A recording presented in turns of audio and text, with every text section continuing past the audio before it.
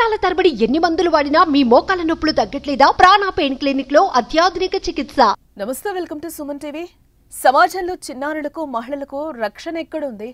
ఇంట్లోనా, లేక ఆ మహిళ తిరిగే చోటల్లోనా? ఎక్కడా లేదు. ఎందుకంటే ప్రస్తుతం చిన్నారులు మహిళలపై జరుగుతున్న ఆ అఘాయిత్యాలే సాక్ష్యం. మహిళలు అర్ధరాత్రి రోడ్లపై స్వేచ్ఛగా తిరిగినప్పుడే మనకు స్వాతంత్ర్యం వచ్చినట్లని ఆ మహాత్మా గాంధీ అన్నారు. అర్ధరాత్రి కాదు, కామంతో కళ్ళు మూసుకుపోయిన సమాజం మధ్య బతుకుతోంది మహిళ. ఏ వైపు నుంచి ఎవరొచ్చి అఘాయిత్యానికి పాల్పడతారో అని బిక్కుబిక్కుమంటూ రోజులు గడిపేస్తోంది. తాజాగా జిరాక్స్ సెంటర్ కు వెళ్లిన ఓ 8వ తరగతి బాలికపై ఓ షాపు నిర్వాహకుడే అత్యాచార యత్నానికి పాల్పడిన ఘటన అనంతపురం జిల్లాలో తీవ్ర కలకలం రేపుతోంది.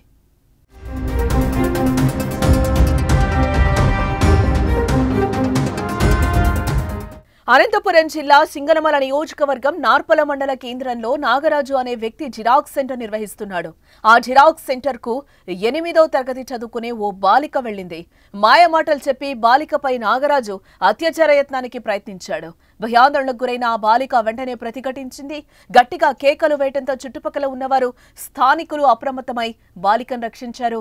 నాగరాజును ఆ బాలిక చెప్పుతో కొట్టి బుద్ధి చెప్పగా స్థానికులు కూడా నాగరాజుకు దేహశుద్ధి చేశారు. అయితే తన తోటి స్నేహితులతో కూడా నాగరాజు ఇలానే ప్రవర్తించినట్లుగా బాలిక ఆరోపించింది. అత్యాచార యత్నంపై స్థానికులు పోలీసులకు ఫిర్యాదు చేశారు.